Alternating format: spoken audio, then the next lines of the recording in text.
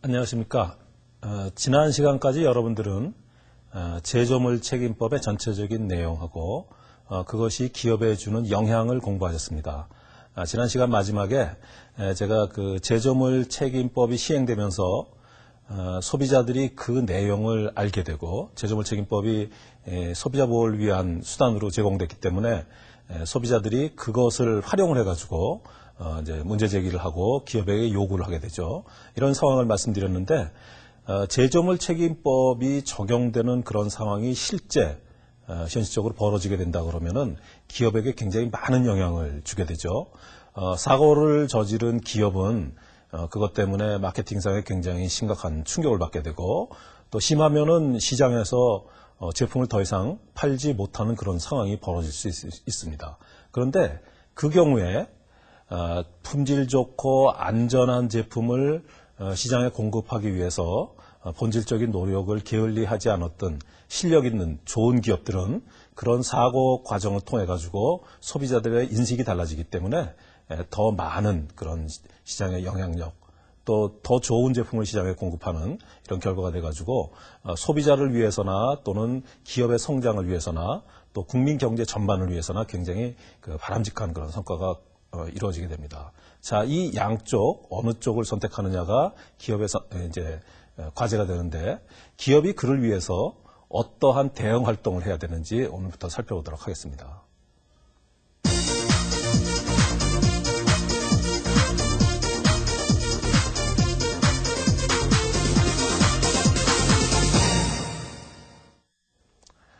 먼저 사고로부터 출발을 해가지고 기업이 그에 대한 대응을 하는 내용을 한번 생각해 보도록 하겠습니다. 일반적으로 기업 내부의 관점을 가지고 대응 활동을 보게 되는 가능성이 있는데 이것은 시장에서 생겨나는 고객과의 문제이기 때문에 먼저 사례를 보도록 하겠습니다. 첫 번째 말씀드릴 사례는 지난번에도 말씀드린 바와 같이 일본에 있는 유키지루시 유업이라는 우유 제조업체의 사고 상황입니다. 이 사고가 발생할 당시에 이 회사는 창업한 지가 75년 이상 되고 그 다음에 당시 시장 점유율 1위에 굉장히 막강한 회사였습니다. 그런데 그 사고가 나던 해 여름에 고객 상담실에 아기가 우유를 토한다는 주부의 신고가 접수가 됐어요.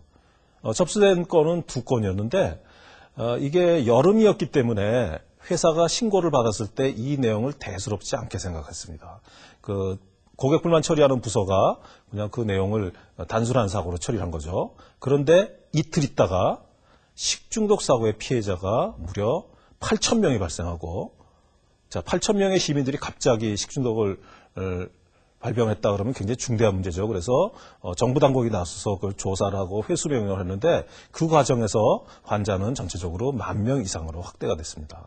자, 이런 그 사고의 영향이 회사에 많이 이제 있게 됐는데 그 경과를 그 원인을 살펴보니까 나중에 이 건이 사회에 굉장히 큰 파장을 줬기 때문에 사장이 언론기관에 나서가지고 기자회견을 했어요. 그런데 최고 경영자가 이 사고의 원인을 파악을 못했고 또 변명으로 일관하는 그런 것을 해가지고 여론의 지탄을 받아서 결국은 사장직과 그 다음에 시장 1위의 회사였기 때문에 유업협회장 을 맡고 있었는데 그걸 사퇴하는 결과가 발생했습니다.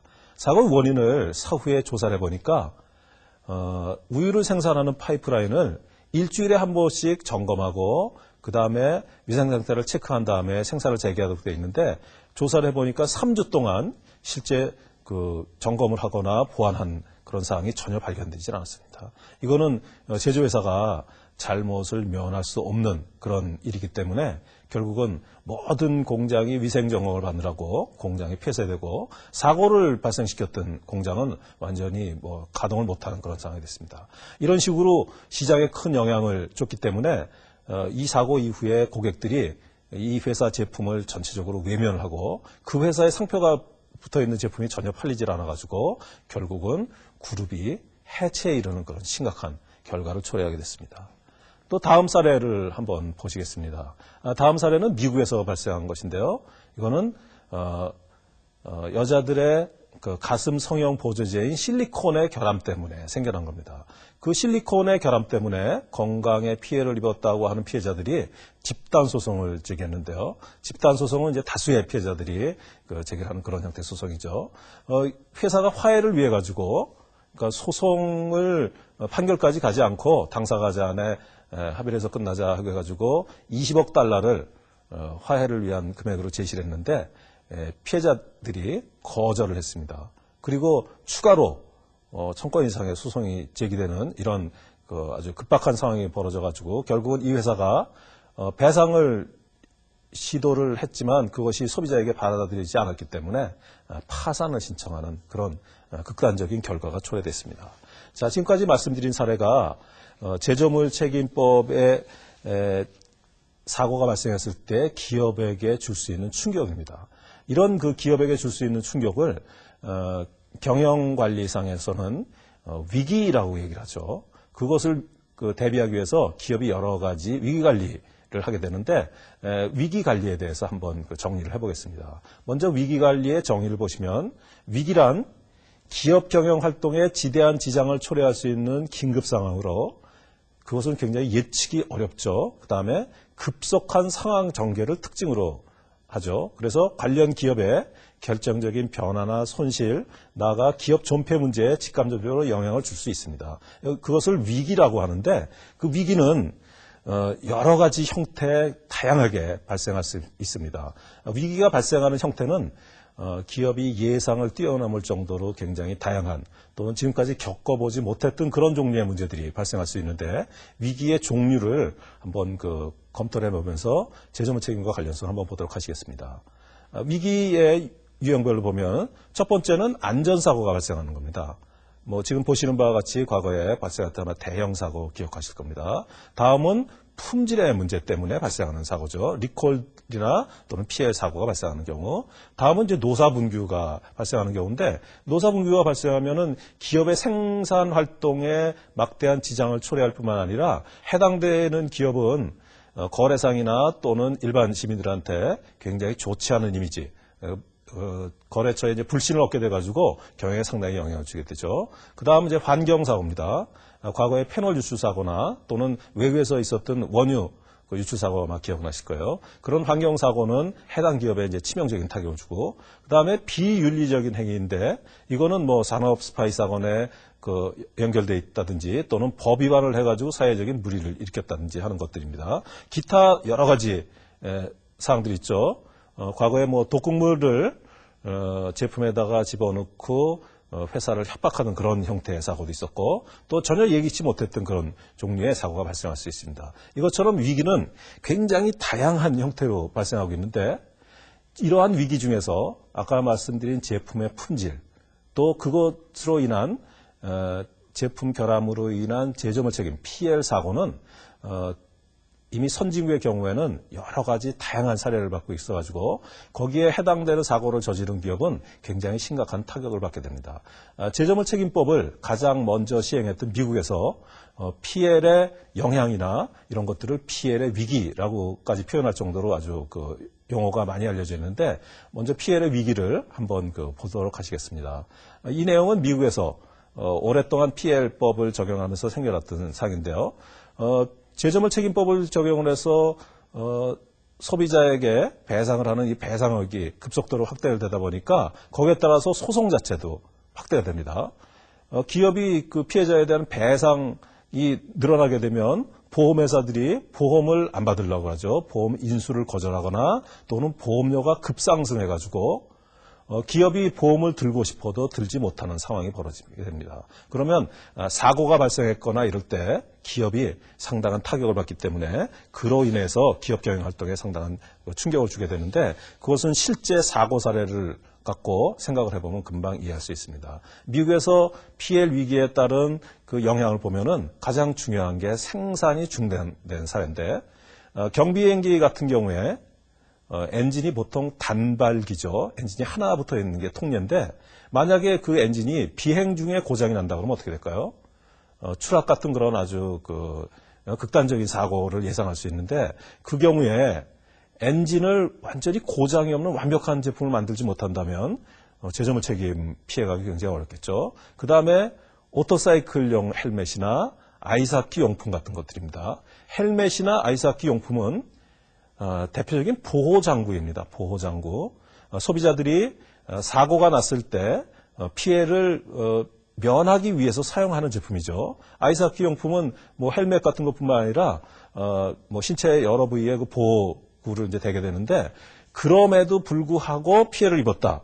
이렇게 되면은 소비자들은 제품이 그게 정상적인 제품이 아니고 잘못된 것이 아니냐 하는 의문을 갖게 되죠. 그래서 미국의 경우에는 그 말씀드린 제품의 경우에 그 소송이 너무 많이 다발해가지고 결국은 해당 기업이 소송을 견디지 못해서 회사가 문을 닫거나 또는 제품 생산을 중단하는 그런 사례가 초래됐습니다. 그래서 외국의 경우에 그 제조물 책임의 위험을 다음과 같은 표를 가지고 이제 인식을 하게 되는데요. 통상 리스크 매트릭스라고 하죠. 리스크를 이렇게 4분면으로 나눠서 보는 건데 왼쪽에 세로축에는 발생 빈도를 표시하고 가로축에는 손실 규모를 표시해 봅니다.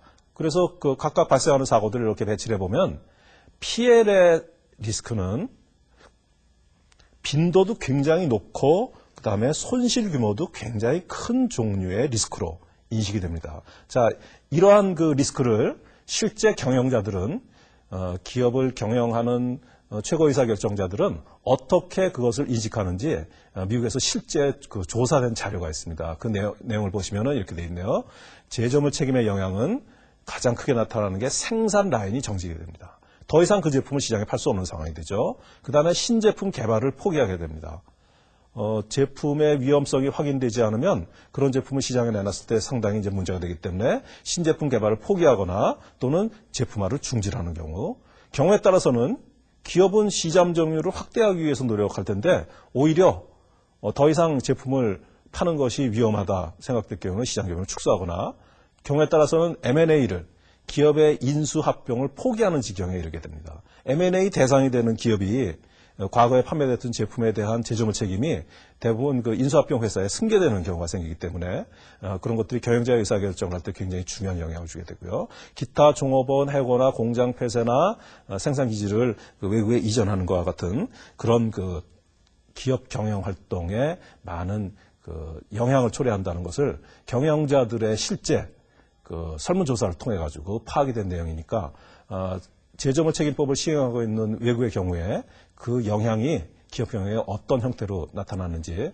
하는 것들을 아마 잘 알 수 있을 겁니다. 자, 이런 그 영향에 대비하기 위해 가지고 기업이 여러 가지 이제 대응 활동을 하게 되는데 그 선진국에서 많은 기업이 하고 있는 그 대응 활동의 내용을 통칭해 가지고 PSMS라고 합니다. 보통 이제 제품 안전 경영 시스템이라고 하는데 그 내용을 한번 보시겠습니다.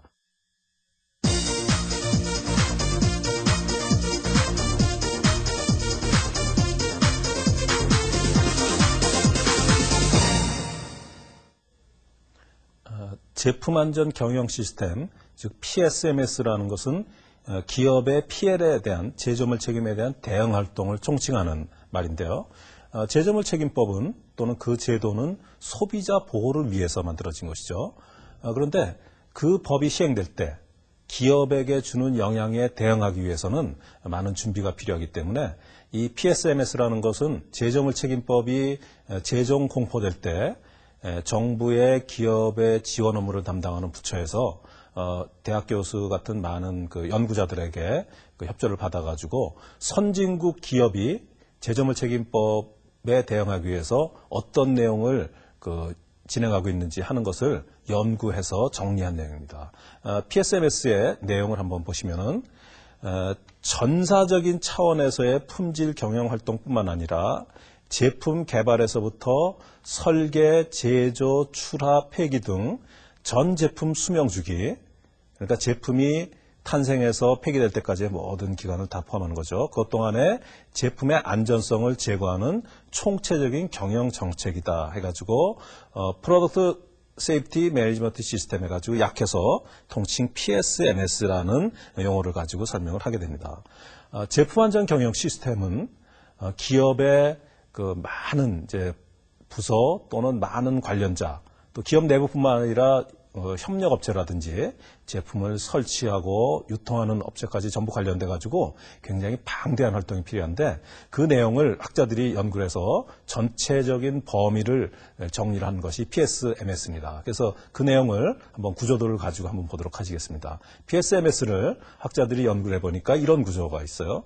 먼저 왼쪽에 보시는 것이 시스템의 체계로 나열된 PSMS입니다. 그 내용을 간략히 보시면은 전사적인 제조물 책임 예방을 위해서 사고가 발생하지 않도록 제품을 안전하게 만드는 그 예방 활동 가장 중요하겠죠. 그것을 하기 위해서 경영 책임 및 조직 체계 시스템을 갖추어야 되고 그다음에 제품 안전 설계 및 제조 시스템.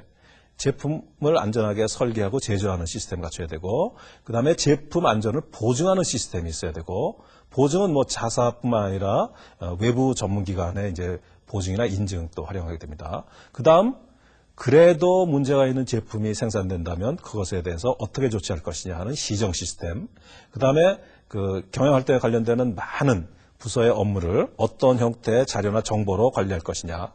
다음에 그래도 사고가 났을 경우에 대비하기 위해서 소송이나 보험은 어떻게 해야 될 것이냐 하는 그런 시스템의 체계를 가지고 정리한 것이 왼쪽의 내용입니다. 그런데 이 시스템은 각각의 시스템이 어느 한 부서에서 진행되는 것이 아니고 굉장히 다양한 그런 부서에서 그것을 진행을 하게 되죠. 그래서 오른쪽에 표와 같이 이거는 액티비티를 가지고 이제 설명을 하게 되는데 이 내용을 하나씩 나눠서 한번 보도록 하시겠습니다. 먼저 왼쪽에 있는 시스템의 체계를 한번 자세히 한번 보도록 하시겠습니다.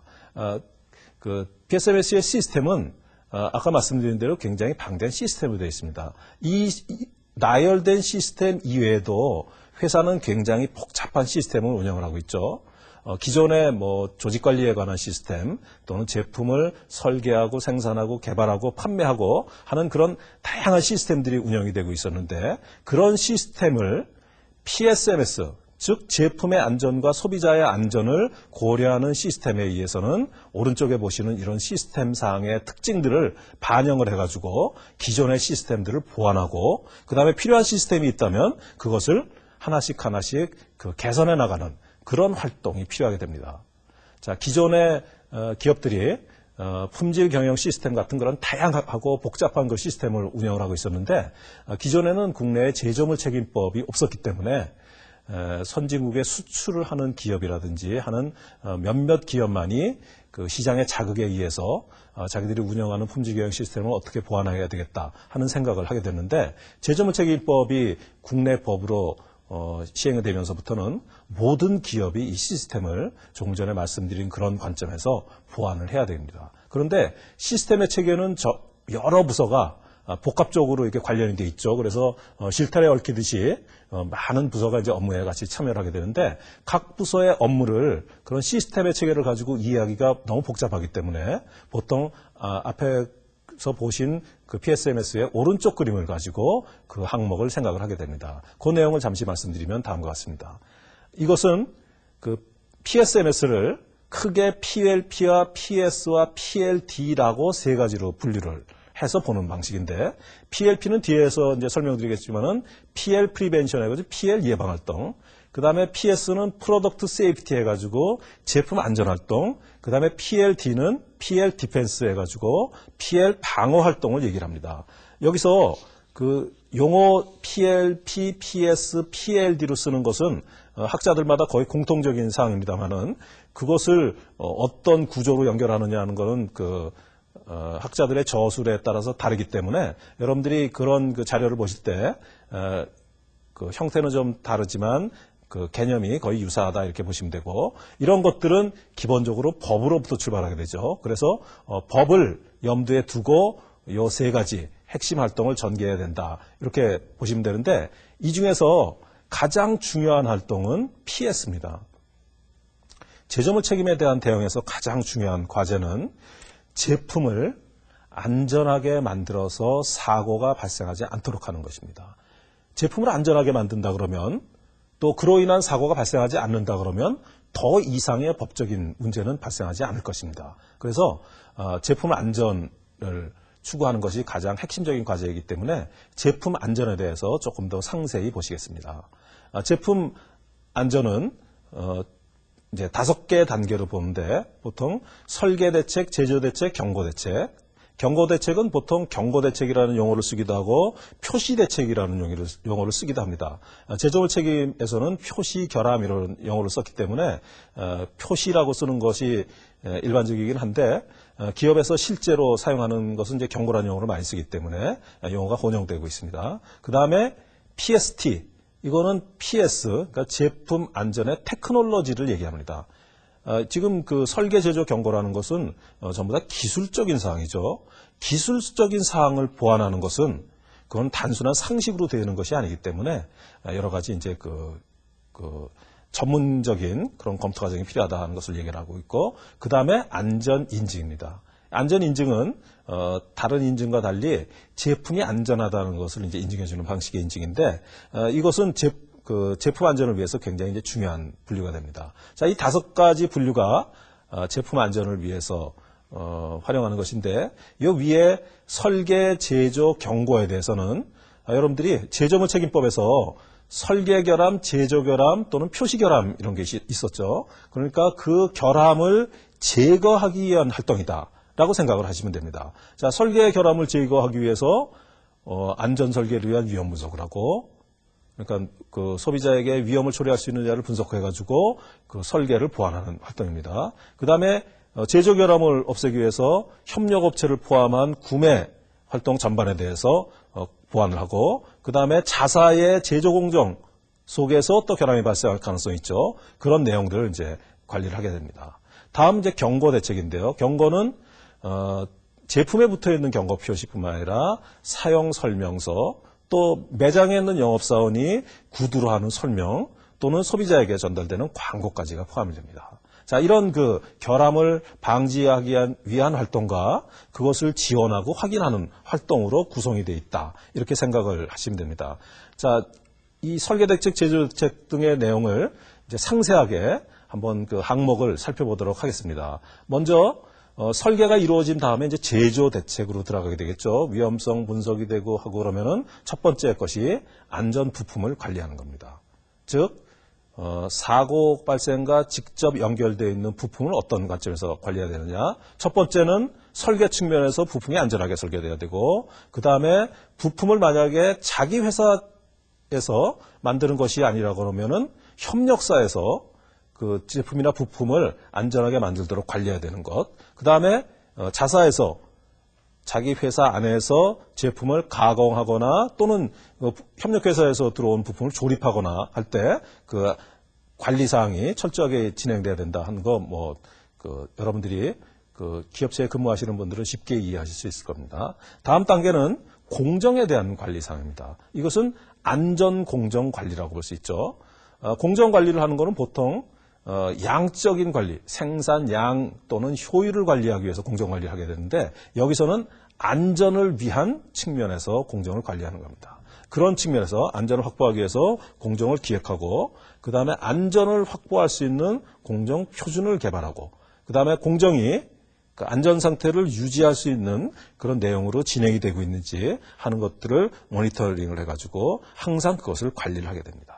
다음 단계 하는 것이 경고 표시의 관리 시스템에 해당되는데, 그 경고 표시의 관리 시스템은 경고 대상을 선정하고 경고안을 작성하고, 그 다음에 그것을 가지고 전문위원회의 검토와 승인을 받게 됩니다. 이 그 경고 표시에 대한 전문위원회의 검토 승인은 굉장히 중요한 내용이 되는데요. 경고 표시라는 것은 제품 자체의 결함이 아니기 때문에 굉장히 경시될 가능성이 있습니다. 그런데 경고 표시의 문제는 법적인 책임을 이야기하기 때문에 이게 단순한 기술자들의 단편적인 판단으로 가부를 결정하기 굉장히 어렵기 때문에 이제 전문위원회가 그것을 활용을 하게 되고, 그 다음에 그것을 제품에 반영을 하고 그것의 그 이력을, 히스토리를 전부 보존을 해야 된다 하는 것이 그 경고 표시의 관리 시스템에 해당되는 사항입니다. 다음은 그 안전 인증에 대한 사항입니다. 안전 인증이나 또는 보증을 하게 되는데, 보증은 통상 3가지 형태로 그걸 볼 수 있습니다. 첫 번째는 자체 보증, 자기 회사가 스스로 보증한다는 얘기죠. 다음은 소비자 평가에 의한 보증, 그 다음에 제3자에 의한 보증. 보통 이제 인증기간이나 보증기간을 얘기하게 됩니다. 자, 지금까지 말씀드린 설계로부터 제조 또는 경고 표시까지 이르게 그 전반적인 내용들은 전부 다 기술적인 사항이죠. 그 기술적인 사항들은 굉장히 체계적인 그런 이제 노력이 필요한데 회사가 체계적인 노력을 기울여 가지고 제품을 안전하게 만들기 위한 모든 활동을 보완을 했다 그러면 제품 사고를 막을 수 있겠죠. 그런데 실제 보면은 아무리 노력을 해도 자기 회사의 직원들이 뭐 다수의 직원들이 근무할 뿐만 아니라 협력업체까지 포함하면 굉장히 많은 사람들이 이에 관련되기 때문에 사고를 근원적으로 막는다는 게 현실적으로는 굉장히 어렵게 됩니다. 그러면 아무리 노력해도 사고가 발생했을 때 어떻게 할 것이냐. 즉 PL 방어, PL 디펜스의 문제가 발생하게 됩니다. PL 디펜스에 대해서 그 방어 체계를 보시면은 첫 번째 제품이 시장에 나가서 클레임이 생기거나 또는 PL 사고로 발생할 때 그것을 위기관리 차원에서 적극 대응을 한다는 한 측면하고요. 그 다음에 일부 제품에서 사고가 발생했거나 또는 예상될 때 그것을 리콜하는 문제, 그 다음에 그 손해배상에 대해서 보험을 처리하는 문제, 그 다음에 소송에 대비하는 것, 그 다음에 소송과 관련해 가지고 문서나 기록을 어떻게 관리할 것이냐 하는 것이 이제 그 대상이 되는데 그 내용도 역시 많은 부서가 관련돼 있기 때문에 그것을 시스템의 체계로 간략히 말씀드리면은 다음에 보시는 바와 같습니다. 먼저 첫 번째는 이제 제품 시정의 시스템입니다. 제품 시정의 시스템은 제품이 잘못된 제품이 시장에 나갔을 때 그것에 이제 대응하는 것이죠. 첫 번째는 소비자 정보를 수집해야 됩니다. 소비자 정보를 아주 면밀한 그런 방법을 통해서 수집을 해서 사용 상황을 보고 그 다음에 만약에 사고가 발생했다 그러면 즉각적인 조치를 취할 수 있도록 그런 그 정보가 흘러가는 루트를 정리를 해놔야 됩니다. 다음 리콜 정책을 통해 가지고 신속하게 소비자의 피해를 보완하는 그런 이제 조치를 취해야 되고요. 다음은 그 리콜이 현실적으로 벌어질 때 거기에 필요한 내용들을 조금 더 세부적으로 봤습니다. 리콜은 회사에 굉장히 아주 심각한 타격을 주기 때문에 이 부분에 대해서는 제가 PL 디펜스를 하는 부분에서 자세히 또 말씀드리도록 하겠습니다. 다음 이제 문서관리 시스템인데요. 문서관리 시스템은 어느 회사라도 문서관리를 하고 있지 않은 회사가 없겠죠. 하지만 제점을 책임해서 얘기하는 문서는 소송에 대비한 문서관리입니다. 세월이 한참 흐른 다음에 만약에 우리 제품에 사고가 났다면 그거에 대해서 어떻게 대응할 것이냐. 이상에 보신 것이 제품을 안전하게 만들고 그다음에 그것에 방어하는 그 기업의 제품 안전 경영 시스템, 즉 PSMS의 전체 모습이 되겠습니다. 오늘 배우신 내용을 한번 정리를 해보겠습니다.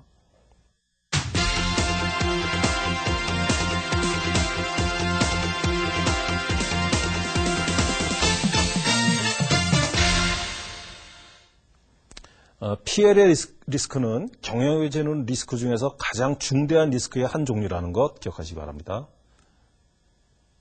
그 영향은 그 제품 생산을 포기하거나 경우에 따라서는 사업을 포기할 정도로 굉장히 급격하게 충격을 준다는 것 기억하시고 이러한 대응 활동이 PSMS라는 굉장히 복잡한 체계로 예방 활동과 준비 활동이 되어 있지 않으면 기업이 대응하기 어렵다는 것 기억하시기 바랍니다. 지금까지 여러분들은 제조물 책임법에 대응하기 위한 기업의 대응 활동의 전체적인 모습을 보셨습니다. 그 모습은 PSMS라고 되어 있죠. 그런데 그중에 가장 핵심적인 활동은 PS, 제품 안전을 확보하는 활동이기 때문에 다음 시간에는 제품 안전에 대해서 공부하시겠습니다. 여러분들 경청해 주셔서 대단히 감사합니다.